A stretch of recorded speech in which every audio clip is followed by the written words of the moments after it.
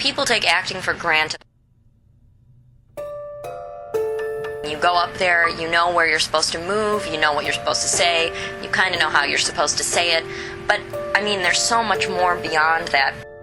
If you just stick to that, it looks like it's acting. You never want to watch someone and be like, oh, they're acting right now. Like, they're supposed to disappear, and they're supposed to fade into that character. You know, John has a lot of other commitments to do, and so it wasn't settled upon until after we had approved our capstone that John would be for sure on board with us. For John, sometimes we'll have a rehearsal where we'll go through the whole thing, we'll get through all of our lines, and we'll be like, okay, we did it, and he'll be like, that was terrible. You guys were all just acting the whole time. You were schmacting. He really pushes you to be your very best and to really think in the mind of someone else. I feel like he works with you in such a way that opens up your mind to different possibilities. Especially because of the fact that there are two voices who have to say, okay, well, this is my vision for it, this is my vision for it. Luckily, Matt and I usually just, connect with each other in that way. Within acting, I think that now, doing this project specifically, I realize how useful every single lesson up from acting 1 to acting 5 has been. It's a science, really, and it's almost like a study in psychology where you really have to, dissect what you're thinking about and what you're saying. It's a much more hands-on experience, I think.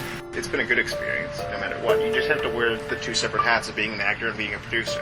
How are those risers going to get up? How are we going to have How are we going to have the seating there? How are we going to do publicity? In the end, in every show you do, whether it's Two Rooms or Midsummer Night's Dream or or Laramie Project, these people are real. And you have to believe that as an actor.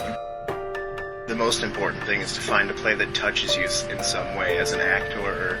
When we read Two Rooms, we felt particularly touched by it.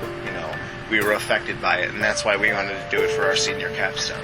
Really, the senior capstone is supposed to be like the final project you do here at Marquette, and it's supposed to be the culmination of everything you've learned here. But I think what also was important for both Eleni and myself was to get John Schneider involved, to have John Schneider direct, because both of us feel, as actors, John gets our best out of us, gets our best performance out of us. It's different when you read a book and it describes things in a certain way, and when you read a play, you want it to be more conversational. There's a process. There's an acting process I have to go through to get to where I want to be with Michael for a performance level that I've learned through the acting track. The overall feel of it is just much more, I hesitate to use the term reverent, but it almost is, It's more of a closed-in feeling.